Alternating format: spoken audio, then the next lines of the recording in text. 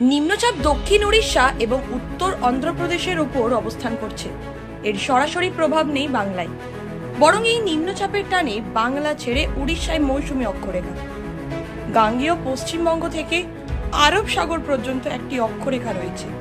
শনিবার ও রবিবার উত্তরবঙ্গে বিক্ষিপ্তভাবে ভারী বৃষ্টি চলবে। দার্জিলিং, কালিম্পং, জলপাইগুড়ি, কোচবিহার ও আলিপুরদুয়ারে ভারী বৃষ্টির সম্ভাবনা। শনিবার বিক্ষিপ্তভাবে বজ্রবিদ্যুৎ সহ ঝড় বৃষ্টির সম্ভাবনা দক্ষিণবঙ্গেও। কলকাতা সহ দক্ষিণবঙ্গে একাধিক জেলায় ভারী বৃষ্টির পূর্বাভাস।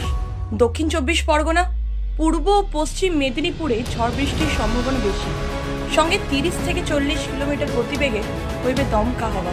শনিবার কলকাতায় সর্বনিম্ন তাপমাত্রা 27.3 ডিগ্রি সেলসিয়াস।